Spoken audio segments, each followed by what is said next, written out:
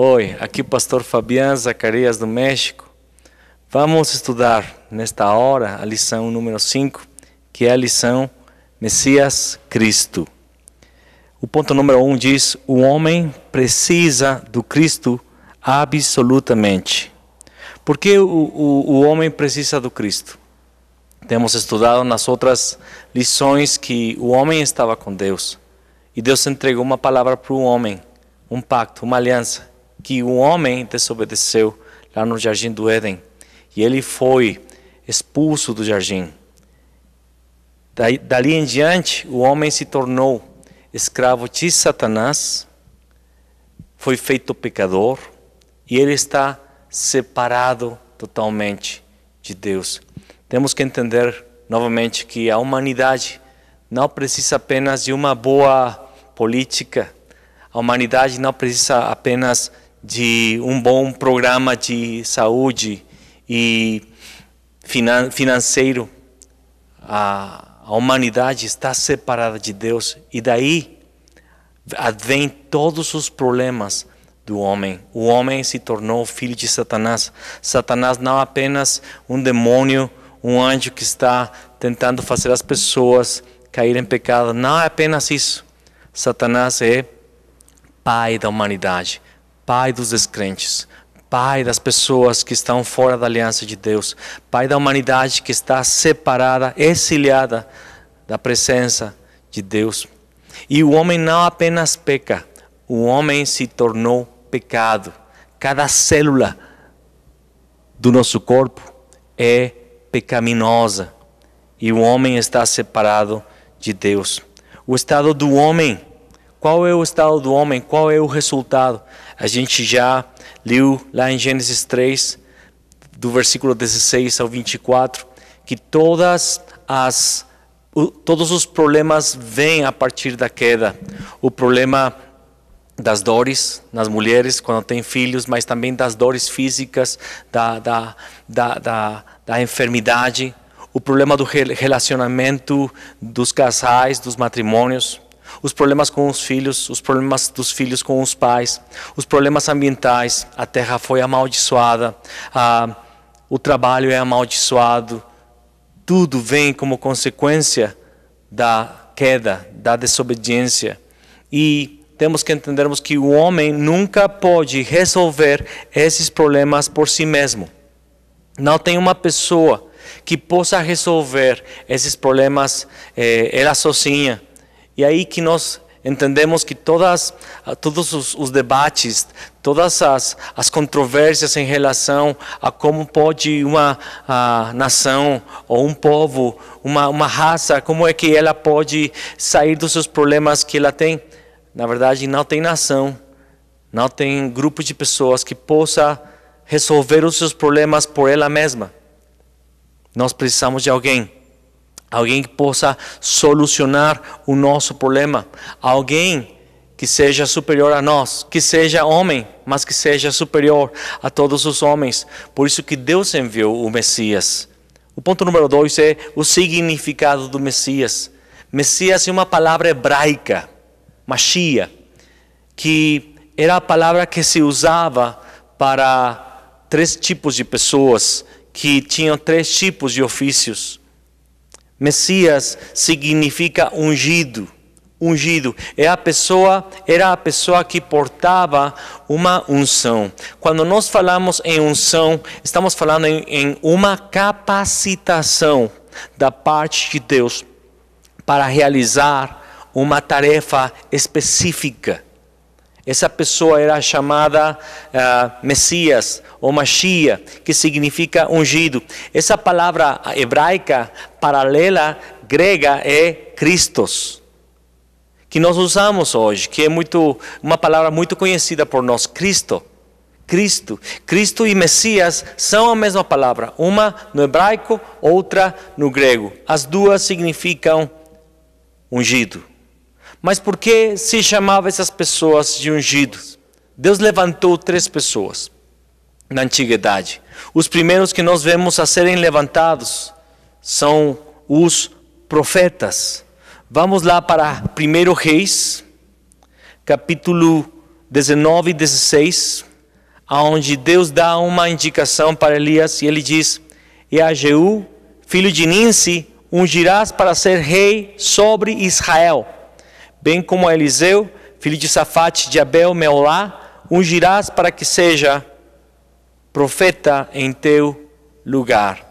Deus indicou, Deus direcionou Elias para ir e ungir Eliseu, porque Eliseu seria o profeta que continuaria o trabalho, a tarefa que Elias tinha começado.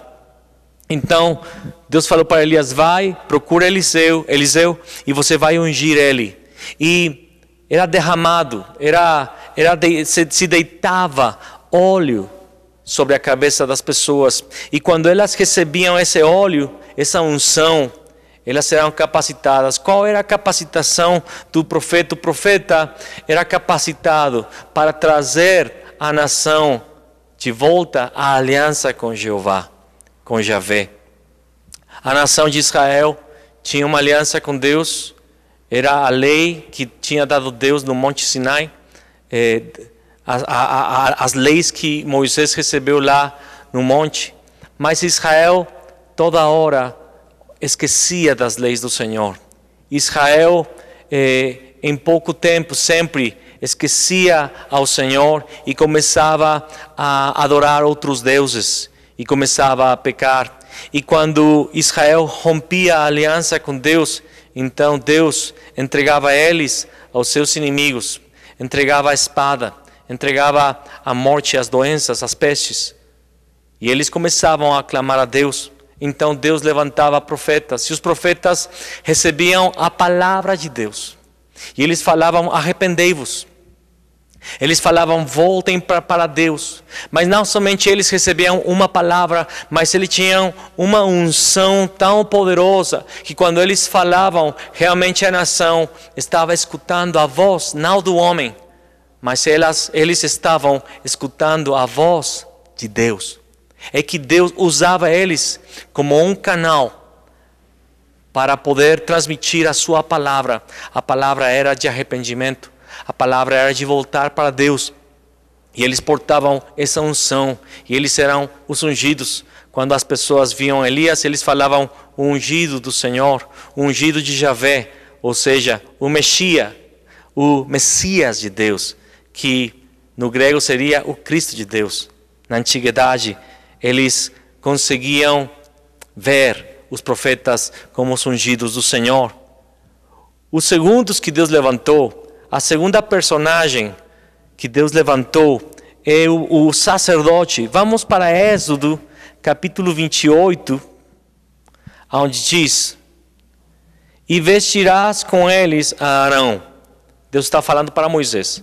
E vestirás com eles a Arão, teu irmão, e também a seus filhos, e os ungirás, e consagrarás, e os santificarás, para que me administrem o sacerdócio. Deus levantou os sacerdotes. E Deus falou para Moisés: você vai ungir seu irmão Arão e os seus filhos, e eles vão ser levantados como sacerdotes. Qual era a unção que o sacerdote recebia?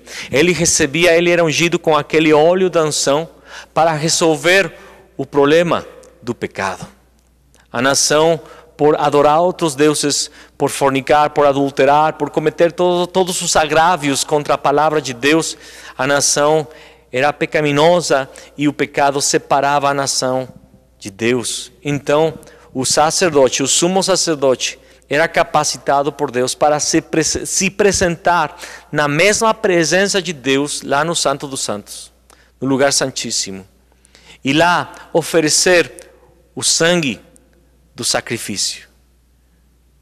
Quando o povo pecava, eles levavam os animais, os bichos, que Deus tinha pedido para eles levar. E eles sacrificavam, um sacerdote sacrificava aquele cordeiro, aquele animal.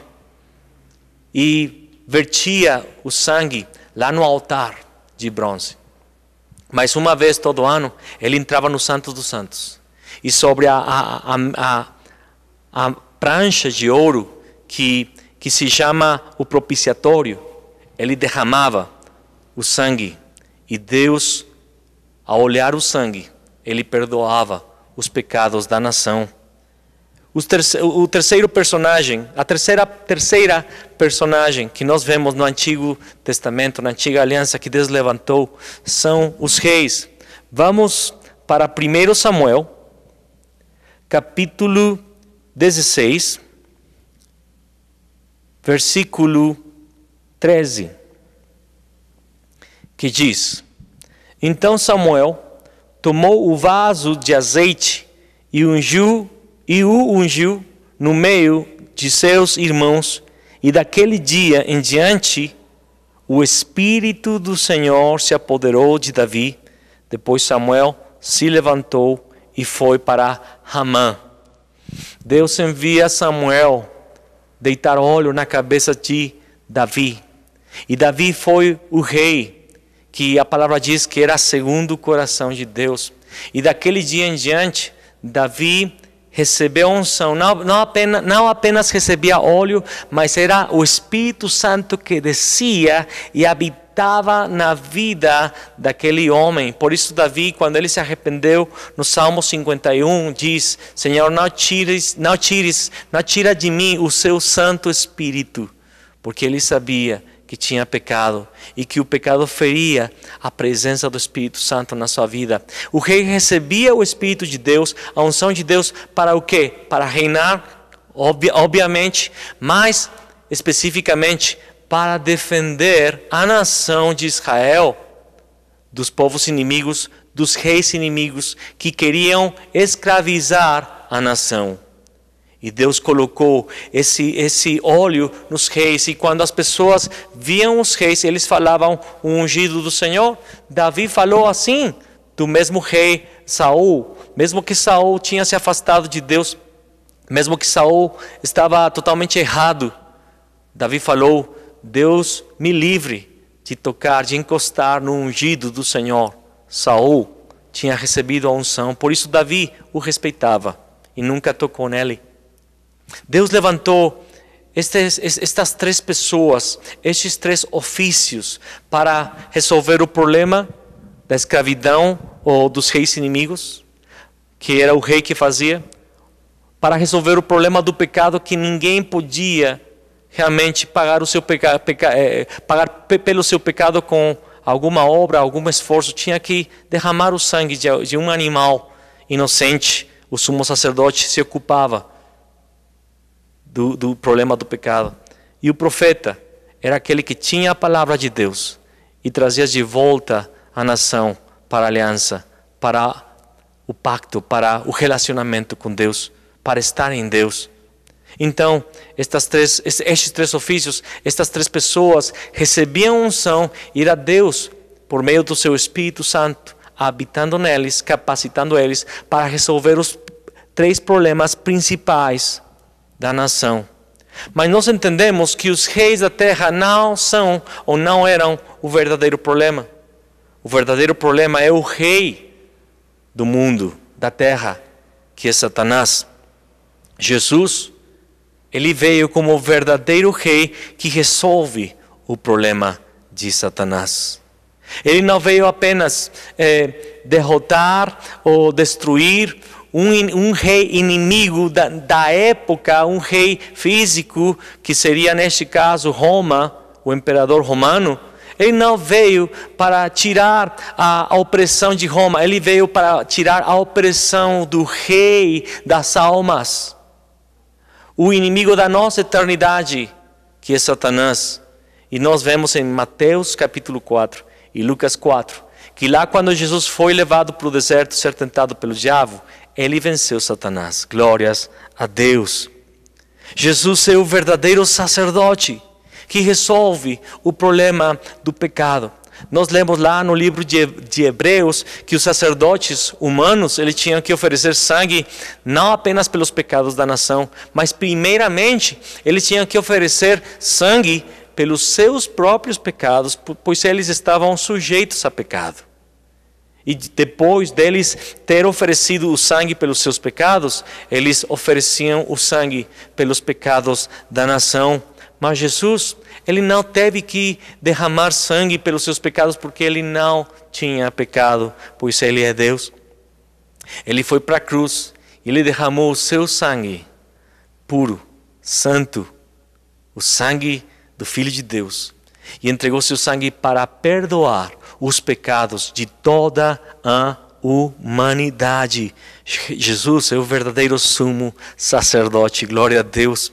E também Jesus é o verdadeiro profeta que resolve o problema da separação de Deus e o homem. Jesus é o verdadeiro profeta. Os profetas escutavam uma palavra da parte de Deus. Eles falam, todos os profetas falam, ouvi a palavra de Deus. Deus me disse. Mas Jesus, ele não apenas falou uma palavra que escutou de Deus, porque João 1 diz que ele é a palavra de Deus, o verbo que se fez carne. Jesus é a palavra de Deus. Jesus é o verdadeiro profeta que resolve o problema da separação de Deus e o homem. E ele nos aproximou, ele rasgou o véu, ele abriu o caminho para que o homem possa estar novamente com Deus. Jesus é aquele, o Messias é aquele, o Cristo é aquele que resolve o problema que vem como consequência de Satanás, do pecado e da separação do homem com Deus. Deus prometeu ao Messias.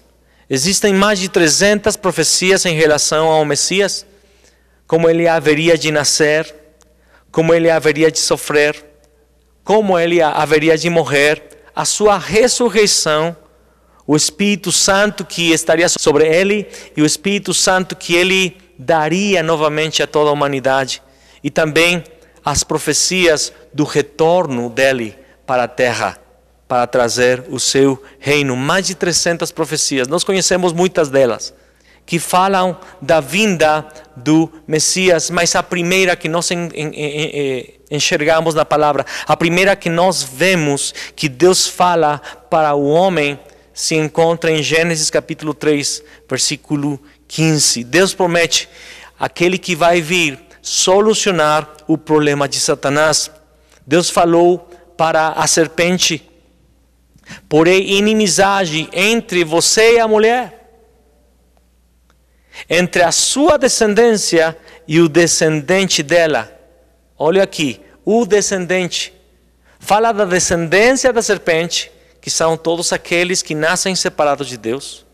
Mas o descendente é o Messias, é um só. Este lhe ferirá a cabeça e você lhe ferirá o calcanhar. Deus está falando do Messias que haveria de vir. Nós chamamos esta escritura o proto-evangelho, o primeiro evangelho. Deus está prometendo, está se comprometendo a enviar aquele que vai resolver o problema de Satanás.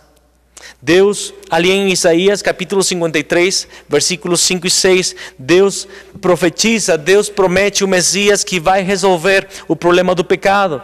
Diz: mas ele foi traspassado por causa das nossas transgressões, foi esmagado por causa de nossas iniquidades. O castigo que nos trouxe a paz estava sobre ele, e pelas suas feridas fomos curados. Jesus foi traspassado pelas nossas transgressões, foi esmagado por causa das nossas iniquidades. Jesus levou o nosso pecado sobre ele. No versículo 6 diz: todos nós, tal qual ovelhas, nos desviamos, cada um de nós se voltou para o seu próprio caminho, e o Senhor fez cair sobre ele a iniquidade de todos nós. Deus colocou em Jesus, lá na cruz, Deus colocou em Jesus todos os pecados, todas as iniquidades da humanidade, para Jesus resolver o problema do pecado. Ele resolve o problema da separação do homem e Deus. Isaías 7,14 diz: por isso o Senhor mesmo lhes dará um sinal, a virgem ficará grávida e dará à luz um filho, e o chamará Emanuel. Deus está prometendo que vai nascer de uma mulher virgem, porque será um nascimento sobrenatural. Vai nascer uma pessoa, E essa criança, esse menino, terá por nome Emanuel. Emanuel significa Deus conosco. Deus está no nosso meio. Deus voltou a estar no relacionamento com o homem. Esse menino vai resolver o problema da separação, porque esse menino é Deus que se fez carne. Promete-se que todos os problemas serão solucionados. Em Isaías 9, versículo 6 e versículo 7 diz: porque um menino nos nasceu, um filho nos foi dado, e o governo está sobre os seus ombros, e ele será chamado Maravilhoso, Conselheiro, Deus Poderoso, Pai Eterno, Príncipe da Paz. Ele estenderá o seu domínio e haverá paz sem fim sobre o trono de Davi e sobre o seu reino, estabelecido e mantido com justiça e retidão, desde agora e para sempre. O zelo do Senhor dos Exércitos fará isso. Deus está solucionando aqui todos os problemas. Ele vai estabelecer por meio, Ele já estabeleceu e Ele continuará a estabelecer o reino dos céus na terra por meio daquele Filho que é Jesus. Salmos 23:1 declara: o Senhor é o meu pastor, de nada terei falta. Agora em Cristo, agora em Jesus, eu não tenho falta de nada. Por quê? Porque Deus está comigo, Jesus está em mim. Se eu tenho Jesus, o Cristo em mim, eu não tenho falta de nenhuma coisa. Israel desejava o seu Messias. Israel esperava ansiosamente aquele Messias. João 4, versículo 25, fala da mulher samaritana que quando teve esse encontro com Jesus, ela disse à mulher: eu sei que o Messias, chamado Cristo, está para vir. Quando ele vier, explicará tudo para nós. Mesmo uma samaritana que não era realmente povo de Israel, que era uma nação separada de Israel, esta mulher, ela esperava o Messias. Imagina só, João 12, versículo 12 ao 13. No dia seguinte, a grande multidão que tinha vindo para a festa ouviu falar que Jesus estava chegando a Jerusalém. Pegaram ramos de palmeiras e saíram ao seu encontro gritando: Hosana, bendito é o que vem em nome do Senhor, bendito é o Rei de Israel. A nação, quando escutou que Jesus vinha, eles foram lá louvá-lo, eles foram lá recebê-lo, porque eles estavam esperando que ele fosse o seu Messias. Atos 1, versículo 6 diz: então os que estavam reunidos lhe perguntaram: Senhor, é neste tempo que vais restaurar o reino a Israel? Os próprios discípulos, as próprias pessoas que acompanhavam o ministério de Jesus perguntaram para ele: é agora que você vai restaurar o reino? Porque a nação estava esperando que ele trouxesse o seu governo para a terra. Vamos ver outras passagens. Lucas 2:25. Ora, havia em Jerusalém um homem cujo nome era Simeão, e esse homem, justo e temente a Deus, esperava a consolação de Israel, e o Espírito Santo estava sobre ele. E depois quando ele toma o menino nas suas mãos, ele diz no versículo 29, agora, Senhor, despedes em paz o teu servo, segundo a tua palavra, pois os meus olhos já viram a tua salvação. Simeão, ele sabia que estava na presença do Messias, que os seus olhos estavam contemplando a promessa cumprida.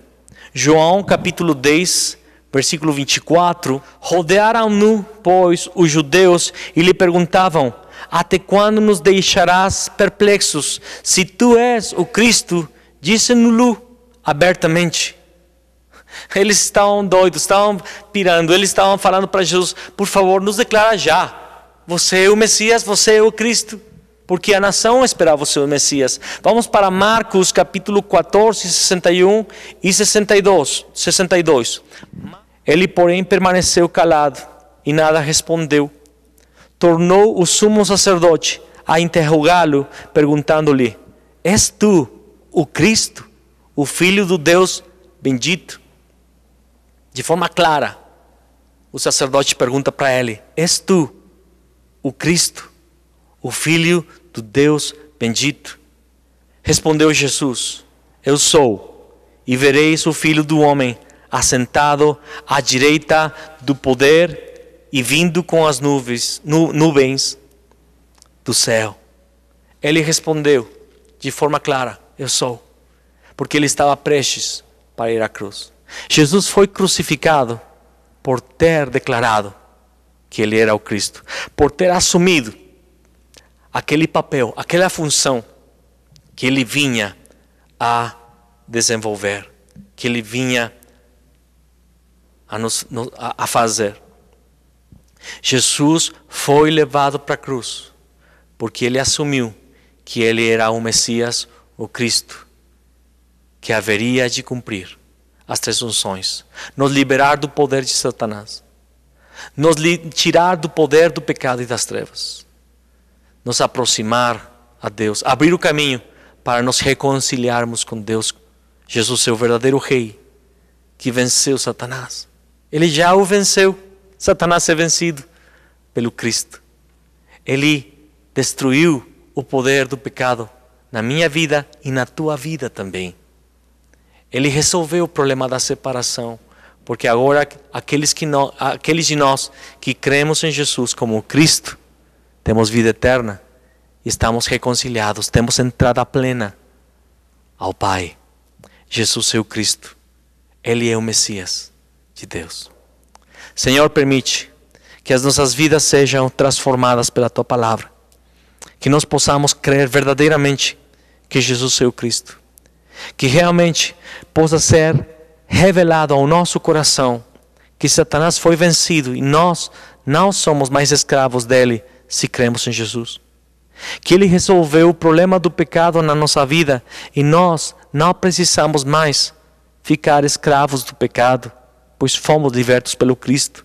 Que nós possamos crer e realmente seja revelado que nós temos acesso direto ao Pai por meio do sangue de Jesus, porque Ele é o verdadeiro profeta que abriu o caminho por meio da Sua palavra e nos reconciliou. Senhor, entrega para nós esta fé verdadeira em crer em Jesus como Cristo. Amém e amém.